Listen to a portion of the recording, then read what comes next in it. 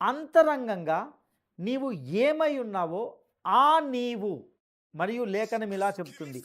ఇది పూర్తిగా సమగ్రమైనది. ఒక వ్యక్తిని సంపూర్ణంగా రూపాంతరం చేయగలదు. అనగా ఈ లేఖనంలోని సత్యాలు ఒక వ్యక్తిని పరిపూర్ణంగా రూపాంతరం చేయగలవు. ప్రియులారా, బహుశా మీరు నాకు రూపాంతరం చెందడంలో ఎటువంటి ఆసక్తి లేదు అని చెప్పినా చెప్పవచ్చు. సరే, మంచిది. మీరు అలాగున చెప్పాలనుకుంటే గనక మీకు ఈ లేఖనములతో ఏ పని లేదు, అవసరం లేదు.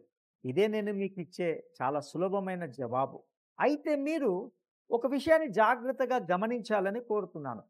వాస్తవానికి ఈ గ్రంథము ఎవరైతే ఒక వ్యక్తిగా ఇంతకీ నేను ఎక్కడ ఉన్నాను, నా పరిస్థితి ఏమిటి అని నిరాశ, నిస్పృహలు కలిగి ఉన్న వ్యక్తుల కోసం ఉంటున్నది.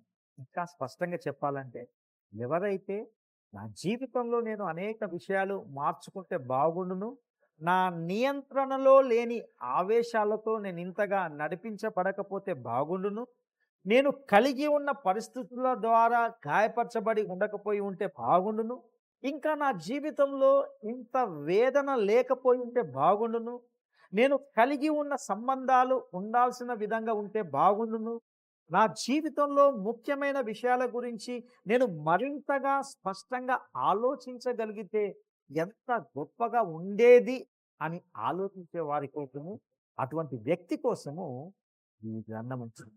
ఇంకా చెప్పాలంటే ఈ పరిశుద్ధ గ్రంథము, ఈ పవిత్ర లేఖనాలు ఇలా అనుకునే వ్యక్తి కోసమే ఉద్దేశించబడింది. ఏ వ్యక్తి అయితే తన జీవితంలో ప్రతి దానికి సమాధానాలు తెలియక అయోమయ పరిస్థితులు ఉండి నాకు వేరే జీవితం కావాలి, నేను వేరే వ్యక్తిగా ఉండాలి అని అనుకుంటున్నాడు, అటువంటి కోసమే ఈ గ్రంథము ఉద్దేశించబడింది.